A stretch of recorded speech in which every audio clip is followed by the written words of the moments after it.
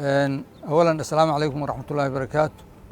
قدومية iyo guddiga sharafta leh ee siid oo goobtan nagu soo dhoweeyey.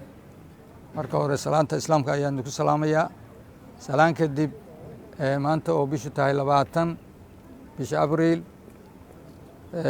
waxaanu shir saxaafadeedkan iyo shirkan guud oo guddiyada saddexda heer guddiyada doorashada aanu isugu nimi in aan caddayno in doorashadii Ceelwaaq ay dhaqaaqday oo diyaar tahay inay maaragtay la soo qabto dhaqsana loo baxo.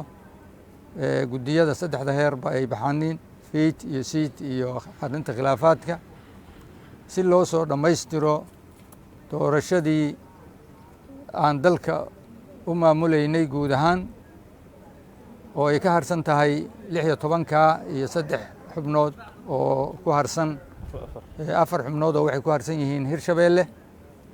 20 xubnood ayaa doorashadii 329 xubnood ahayd ka dhiman.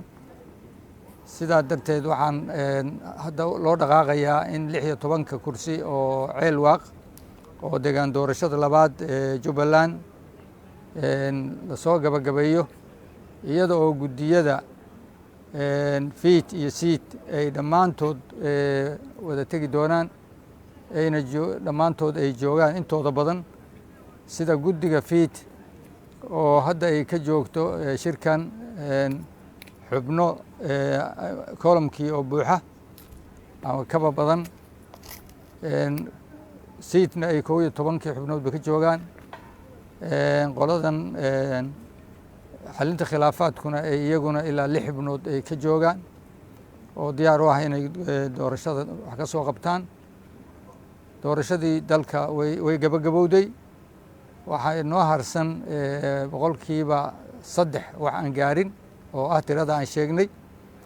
waxaa dadaallo badan iyo shaqo badan oo adag oo guddiyadu soo qabteen aad baan uga mahad celinayaa. ay soo gaarsiiyeen maanta inay doorashadii ka dhiman tahay tirada yar oo iyadana maanta ayaamahan loo dhaqaaqayo insha Allah si loo soo gabagabeeyo. waxay ahamiyaddu tahay in xubnahaas 16 ah iyo 4 xubnood oo ku dhiman Hirshabeelle aanay ka harin guddoon doorashada golaha shacabka oo ay 24 ka hor ay xeroodaan shahaadadooda la siiyo la dhaariyo kadibna ay maaragtay ku xeroodaanin xarunta golaha shacabka. arrintaasi juhdiga aan ugu jirnaa intaas weeye.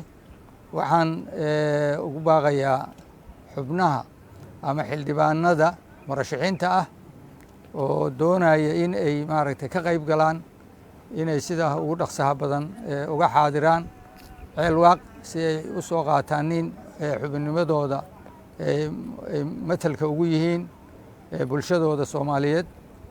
iyagana saasaan ugu baaqaynaa inkastoo aan filayo intii badnayd in la ii sheegay inay joogaanin Kismaayo oo ay xagga u gudbayaan. waxaan kaleeto oo rabaa inaan xaqiijiyo bisha 13keedii go'aankii ka soo baxay guddiga hirgelinta doorashooyinka heer federaal oo oranayay in uu caqabado badan dartood loo wareejiyey deegaan doorashadii labaad 16 Ceelwaaq. xubnaha guddiga ka soo horjeeda go'aankaas oo go'aan loo wada dhan yahay ahaa waxaan u arkaynaa inay noqon doonaan xubno doonaya inay carqalateeyaan guud ahaan doorashada dalka ka hor yimaadaan. arrintaasna waa uga digaynaa inay waxyaabaha noocaasa iyadoo doorashadii dhammaatay oo wanaag lagu saagootiyey in ay maaragtay waxyaabo noocaasay guddiga dhexdiisa ay ka soo baxdo. waa arrin runtii aan aad iyo aad uga xumahay. waxaan jeclahay insha Allahu inaan bulshada Soomaaliyeed u sheego annaga doorashadii Soomaaliya aan mas'uuliyaddeeda haynay boqolkiiba 99 waa naga dhammaatay. 16kan Ceelwaaq yaalna waa la soo gabagabeynayaa sida ugu dhaqsaha badan haddii Ilaahay idmo. waynu kala ducaysanaynaa annaga guddi ahaan dhibaatooyinka iyo waxyaabahana soo maray waxaanu tadxiyad u tadxiyeynaynaa ummaddayada Soomaaliyeed baanu aanu u huraynaa naftayada iyo insha Allah dhiigayaga maadaama mas-uuliyad nala saaray waynu kala ducaysanaynaa waa is saamaxaynaa guddiyada guud ahaan meel baynu isugu imanaynaa insha Allah waxaan rajaynayaa in la diyaar garoobo sidii loo tegi lahaa goobtaas sida ugu dhaqsaha badanna loo soo gabagabayn lahaa intaas ayaan kaga baxayaa. Assalaamu calaykum waraxmatullaahi wabarakaatu.